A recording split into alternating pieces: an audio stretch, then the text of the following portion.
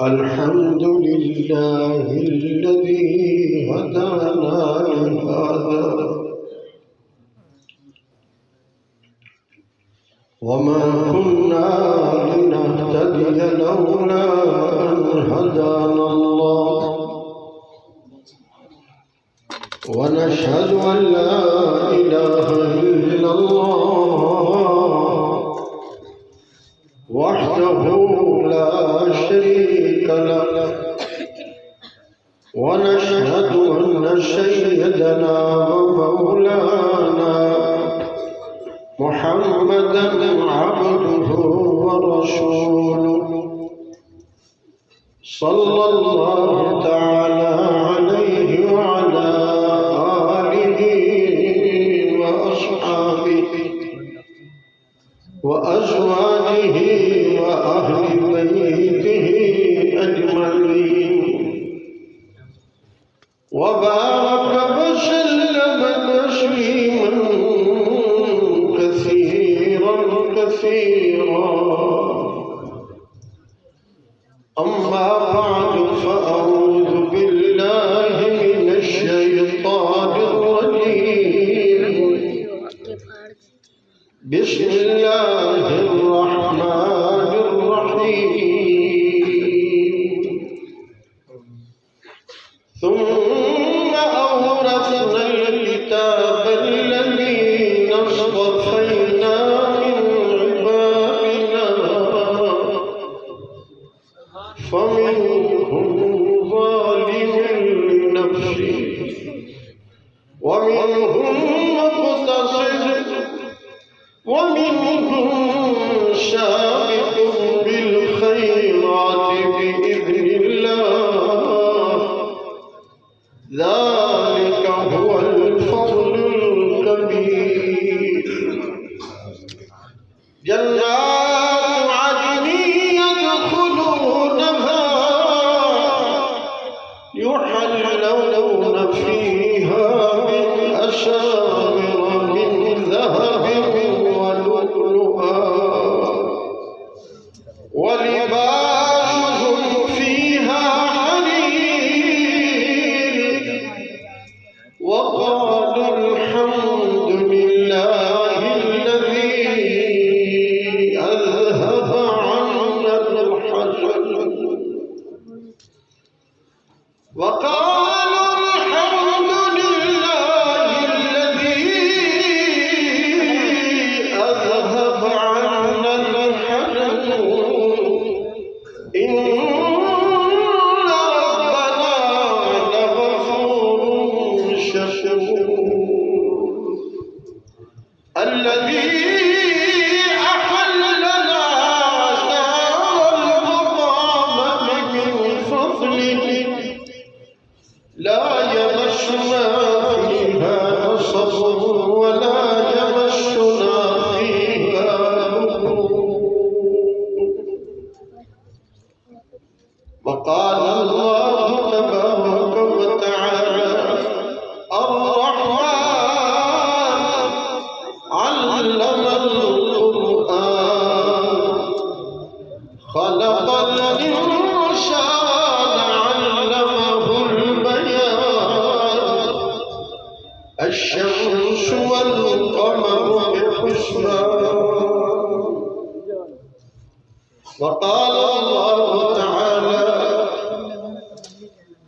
يا أيها النبي إنا أرسلناك شاهدا ومبشرا ونذيرا وداعيا إلى الله بإذنه وسراجا منيرا وبشر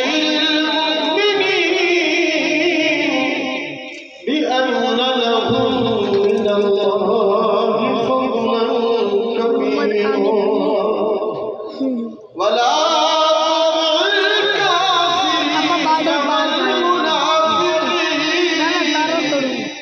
ودع أذاهم وتوكل على الله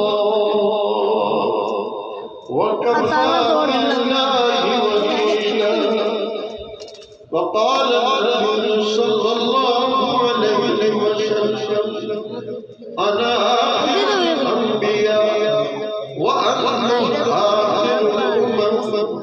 صدق اللہ و صدق رسول النبی الکریم الامین۔ دعا کا پورا آپ آمین کہیں۔ چند منٹوں میں انشاءاللہ چند باتیں عرض کر کے یہ کلکس گاڑی ہے پلیٹ فارم، یہ آگے کھڑی ہے، حضرت نے تشریف لے جانا ہے، وہ گاڑی پیچھے مخل ہے، مہربانی کر کے جس کی ہے وہ گاڑی اپنی سائڈ پر کر دیں۔ اللہ دعا ہے الہی ہم میں پھر صدیق شاہ امام پیدا کر، آمین کہتے ہیں۔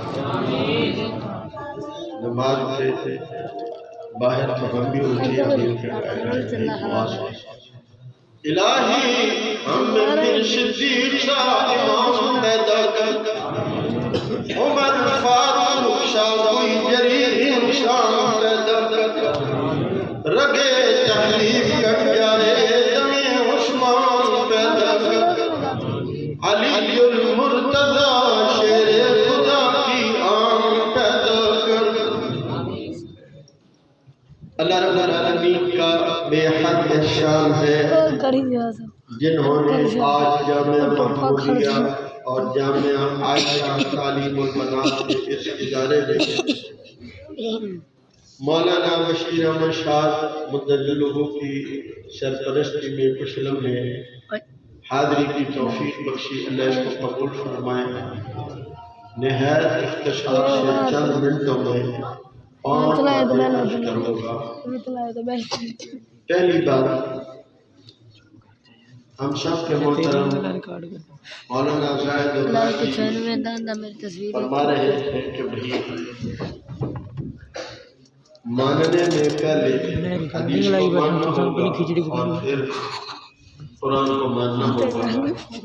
تو ہماری اس مجلس میں الحمدللہ تکمیل حدیث بھی ہے اور حفظ قرآن کی تکمیل بھی ہے اور تفسیر القرآن کی تکمیل بھی ہے۔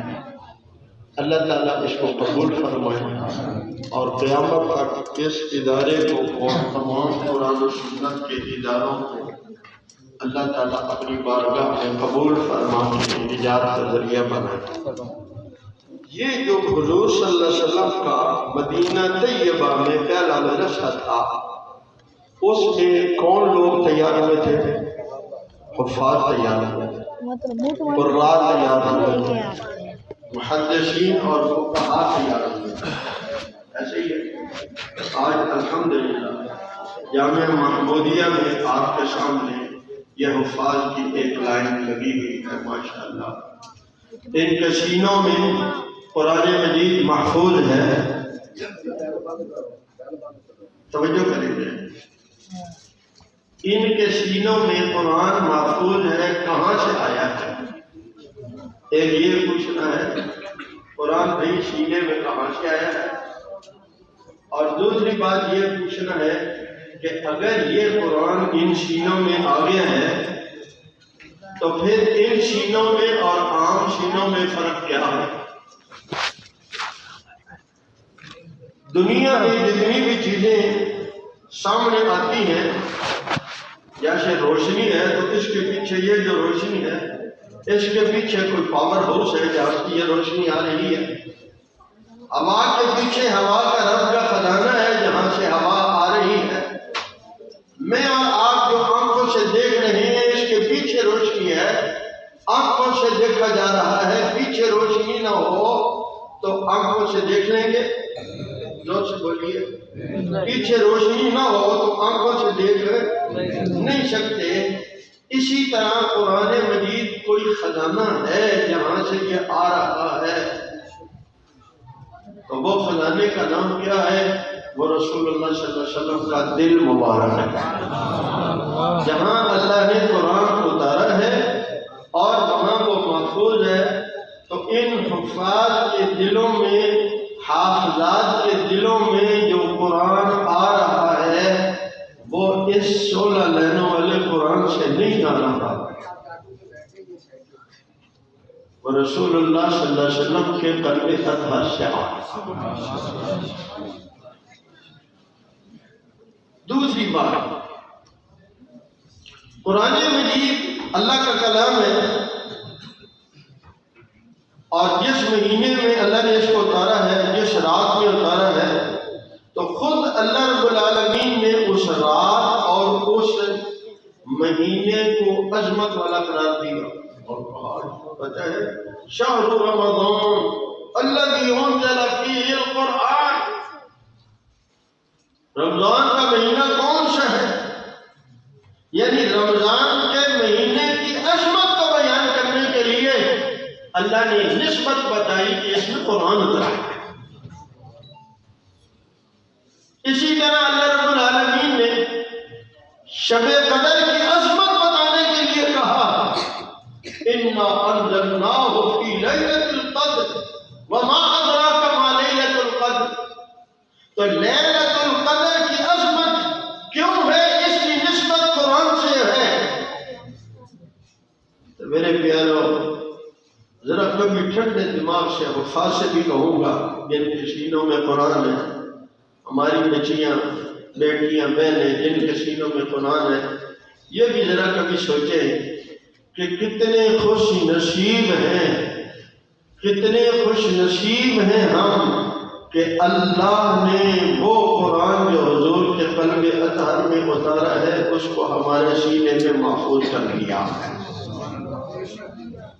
حفاظ سے اب تیسری بات عرض کروں گا، اپنی بچیوں سے بھی، بچوں سے بھی، آپ قرآن بھلا بیٹھے، جس طرح اس کو اللہ تعالیٰ دلوں میں محفوظ فرماتے ہیں، ایسے یہ جلدی نکل بھی جاتا ہے۔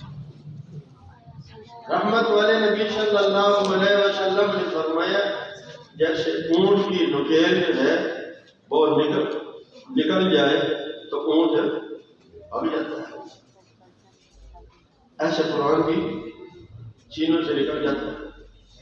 تو اگر ہم آپ کو ایک نسخہ آسان بتا دیں، کبھی آپ کو قرآن نہ بھولے تو کیا خیال ہے؟ کریں گے؟ جو کریں گے وہ ہاتھ کھڑے کریں گے۔ ماشاء اللہ، ابھی تو سارے حافظ نظر آ رہے ہیں۔ آپ کو جتنا قرآن مجید حفاظ کو تو پورا یاد ہے، باقیوں کو بھی جتنا یاد ہے وہ یہ عادت بنائیں کہ ہر سنتوں میں، نفلوں میں، وطروں میں ایک ایک رکعت میں ایک رکوع پڑھیں۔ کوشش کریں انشاءاللہ، کچھ مشکل نہیں ہے، صرف عادت ڈالنے کی ضرورت ہے۔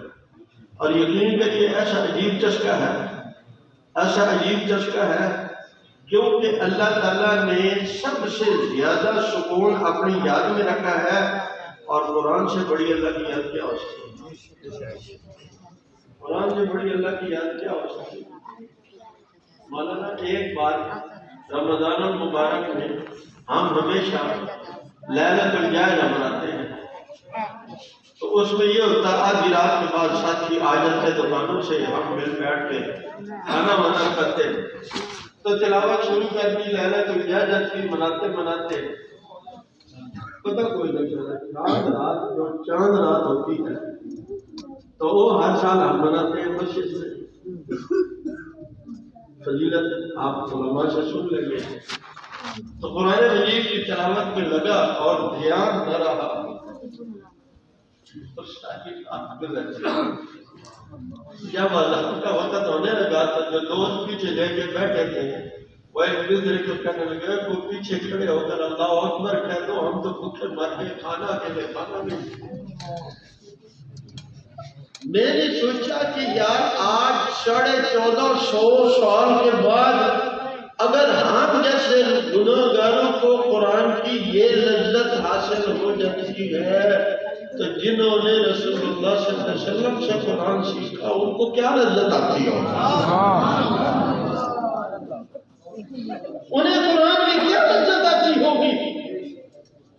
ہم پڑھتے ہیں حضرت عثمان رضی اللہ تعالیٰ عنہ بس تہجد کے لیے کھڑے ہوتے تو وطر پڑے ہوئے نہیں ہوتے تھے، سمجھتے کہ چلو کچھ وطر میں قرآن کی تلاوت کر لیتے ہیں، بس وہ جو شروع کرتے تو پتہ بھی نہیں چلتا اور ایک ہی رات میں قرآن مجید ایک ہی رکعت میں مکمل ہو جاتا۔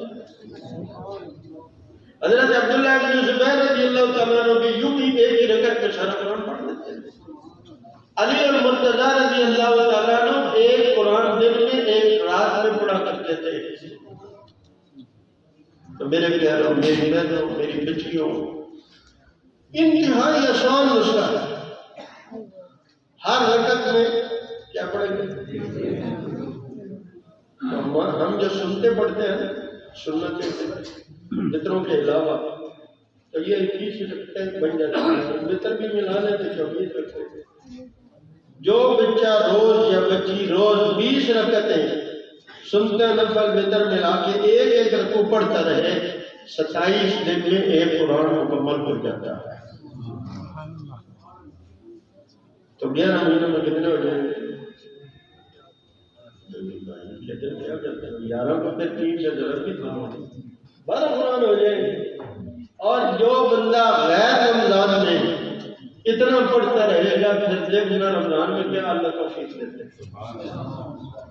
پھر دیکھنا اللہ قرآن کی رمضان میں کیسے توفیق عطا فرماتے ہیں. 11 مہینے تم اہتمام کرو، 12ویں مہینے میرا اللہ خود کام لے لے گا. چوتھی بات آپ سے عرض کرنا تھی، حفاظ سے، حافظات سے روز تھوڑی دیر قرآن کا کچھ حصہ بڑے مزے میلے کا پڑھیں. چونکہ آپ نے زیادہ پڑھنا ہوگا تو باقی تو ٹھیک ہے، لیکن ایک رکوع اس طرح پڑھیں کہ آپ دل میں یہ تصور کریں کہ میری تلاوت کو میرا اللہ سن رہا ہے اور میں اپنے رب کو سنا رہا ہوں، میں اپنے خالق و مالک کو قرآن سنا رہی ہوں. ایک رکوع روز تلاوت کریں اور یہ بھی ذہن میں رکھیے اور اچھی طرح قرآن یہ سمجھ لیجیے.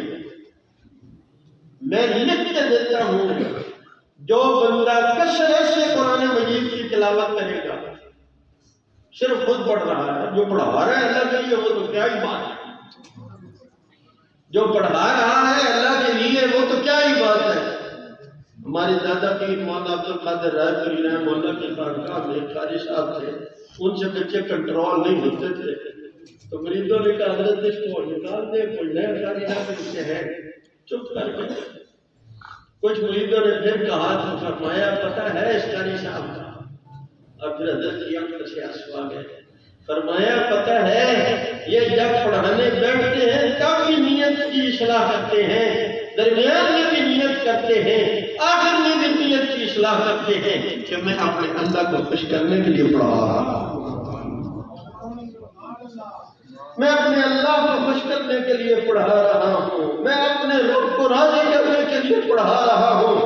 یہی لوگ ہیں جب مرتے ہیں اور دنیا میں بھی ان کے رب کے اعتراف کرتے ہیں.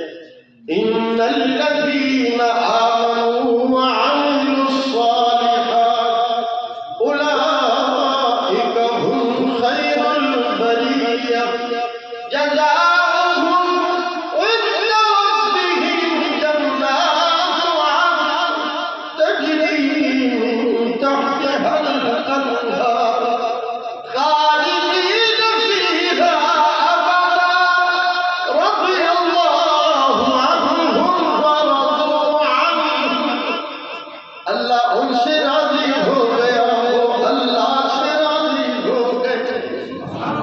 ذالک لمن خشی ربہ، ذالک لمن خشی ربہ، یہ اس کے لیے ہے جو اپنے اللہ سے ڈرتا ہے.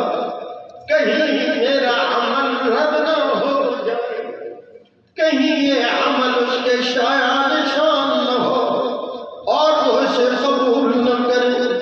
اسی لیے یہ قرآن والے جب قبول ہو جائیں گے تو کہیں گے الحمدللہ الذی اذھب عنا الحزن. اس اللہ کا شکر ہے جس نے آج سارے غم دور کر دیے، جس نے آج ساری فکریں دور کر دیے. ان ربنا لغفور شکور، بے شک ہمارا پروردگار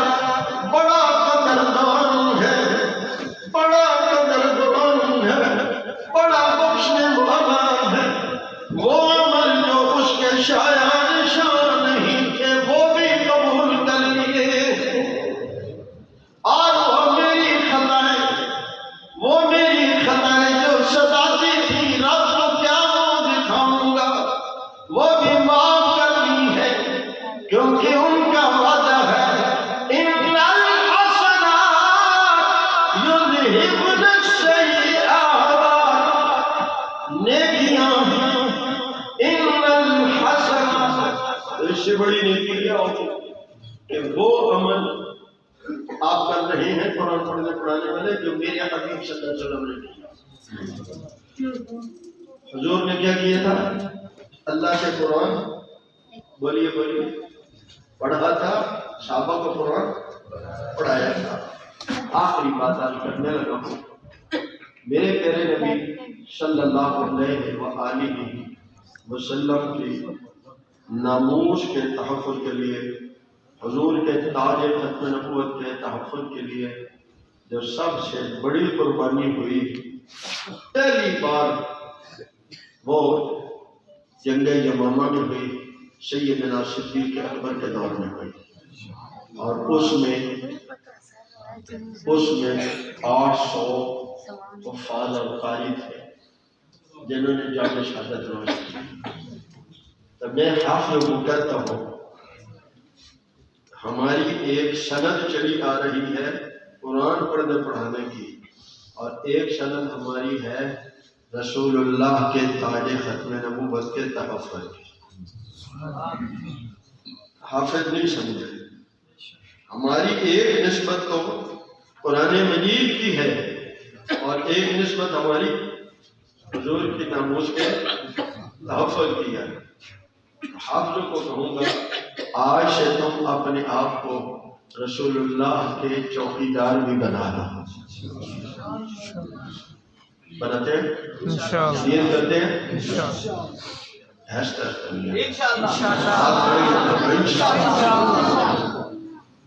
کیونکہ یہ مجاہدانہ کام ہے۔ اور ایک بات یہ میں رکھی ہے، جس طرح ان حفاظ نے جان کا نذرانہ پیش کر کے مصطفیٰ کریم کی ناموس کا تحفظ کیا، میں ایک افسر سے ملا، بڑی پرانی بات ہے، تو انہوں نے کہا یہ مولوی صاحب یہ کیا کرتے ہیں؟ ایک بندے نے نبوت کا دعویٰ کیا، آپ کہتے ہیں حضور کی ناموس کا تحفظ ہے، حضور کے تاج ختم نبوت کا تحفظ ہے۔ میں نے کہا بڑی عجیب بات ہے، آج صدر کی کرسی پہ کوئی بیٹھ جائے تو اس پر بغاوت کا مقدمہ ہوگا، چیف آف آرمی اسٹاف کے بیج اگر لگا لے تو اس کی ہوائی تو بڑے دنیا میں نہیں ہوتی۔ کیا خیال ہے؟ اگر کوئی جھوٹا چیف آف آرمی اسٹاف بن گیا ہے تو اصل چیف آف آرمی اسٹاف کو کوئی نقصان ہو گیا؟ بولتے نہیں بھائی، ڈرنے والی کیا بات ہے، اس کو کوئی نقصان ہوا ہے اور اصل تو وہی ہے، تو پھر اس پر بغاوت کا مقدمہ کیوں؟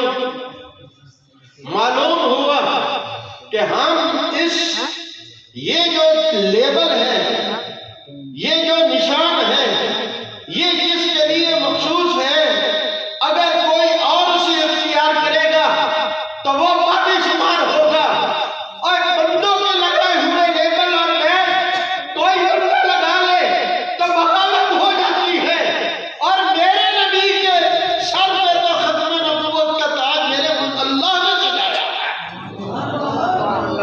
حضور کے بعد اگر کوئی اپنے اوپر نبوت کا تاج لگاتا ہے تو بغاوت کر رہا ہے کہ نہیں کر رہا؟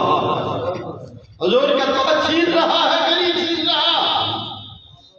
آپ کہتے ہیں عجیب بات ہے، وہ جی خود جہنم میں چلا جائے گا، آپ کو کیا ہے؟ یہاں کیوں نہیں آتا یہ خیال آتا؟ جب دنیا کے کوئی لیبل استعمال کرتا ہے تب کیوں نہیں کہتے خود جہنم میں چلا جائے گا؟ اس کے لیے قانون حرکت میں آتا ہے۔ اور سن لو، الحمدللہ ہمارے ملک میں قانون ہے، جو میرے مصطفیٰ کریم کے تاج ختم نبوت پر حملہ آور ہوگا تو وہ قانون اسے نہیں چھوڑے گا، اور یہ مسلمان بھی اسے، زور سے بولو اور زور سے بولیے، ہاں ہاں، سب کچھ قربان ہو سکتا ہے، سب چیزوں پر انسان خاموش ہو جاتا ہے، مال کا نقصان ہو جائے، وقتی طور پہ کوئی کچھ کہہ لے، کوئی تکلیف پہنچا لے، لیکن نہیں کمپرومائز ہو سکتا، وہ رسول اللہ کی ناموس پر نہیں ہو سکتا۔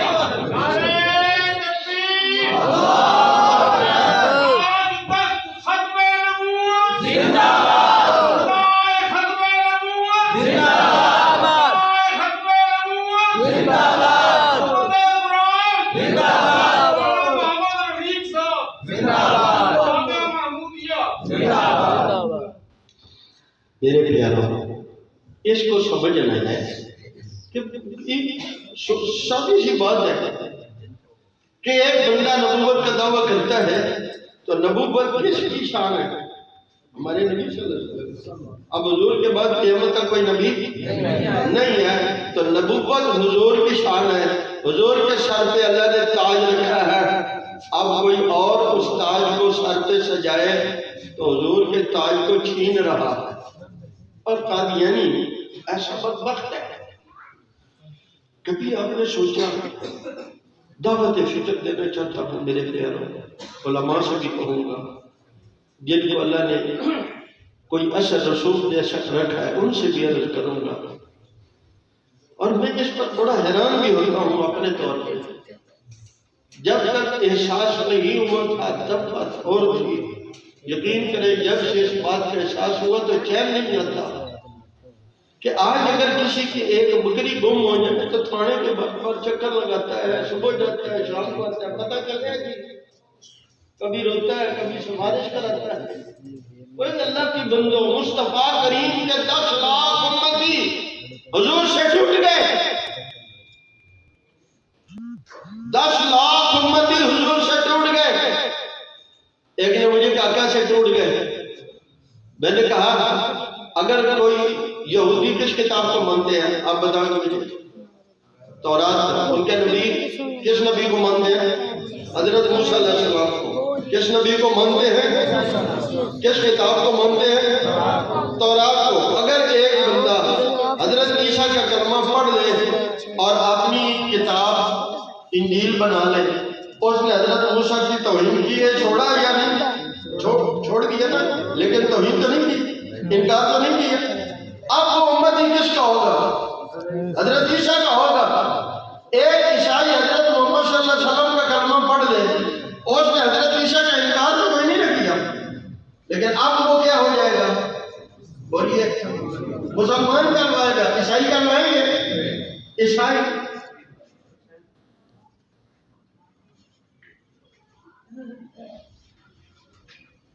توجہ کریں گے، عیسائی کلمہ پڑھ لیں ہمارے نبی کا تو کیا ہو جاتا ہے؟ توجہ کریں گے، نقطہ سمجھانے لگو۔ اس نے حضرت عیسیٰ کا انکار کیا، انجیل کا انکار کیا ہے۔ اور اگر کوئی بندہ حضرت محمد صلی اللہ علیہ وسلم کے بعد کسی اور نبی مان لے تو مسلمان رہے گا؟ جب یہاں آیا تو عیسائی نہ رہا، یہودیت کے بعد کلمہ حضرت عیسیٰ کا پڑھا تو یہودی نہ رہا۔ تو ہم تو کوئی جھگڑا نہیں کر رہے ہیں، جھگڑا تو آپ کر رہے ہیں کہ آپ نے نبی بھی نیا بنا لیا اور کتاب کی وحی بھی نہیں مان لی، اور اب کیا کہتے ہیں مسلمان ہیں۔ بھائی ہم تمہارے ساتھ الجھتے نہیں ہیں، ہم کہتے ہیں مسلمان وہ ہے جو رسول اللہ صلی اللہ علیہ وسلم اور قرآن تک ہے، جو آگے کہیں چلا گیا ہے وہ مسلمان ہے۔ اللہ مجھے آپ عمل کی توفیق عطا فرمائے، زندگی رہی تو انشاءاللہ ملاقات ہوگی۔ اللہ آپ کے اس پڑھنے پڑھانے کو قبول فرمائے، اور نیت کرو کہ ہم ختم نبوت کا کام کریں گے۔ میں درخواست کروں گا کہ قرآن کریم کی آخری سورہ الناس حضرت تلاوت فرما دیں تو بچے بچیوں کی تکمیل قرآن بھی ہو جائے گی، اور ساتھ ساتھ دل ہی دل میں بچے بچیاں قرآن کریم کی آخری سورت پڑھ لیں۔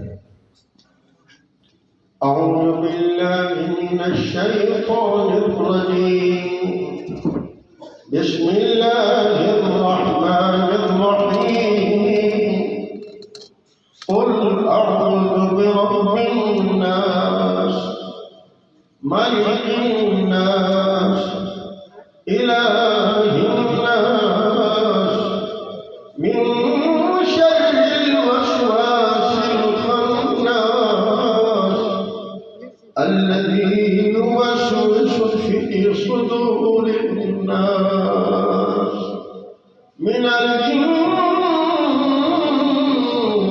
والناس۔ صدقت يا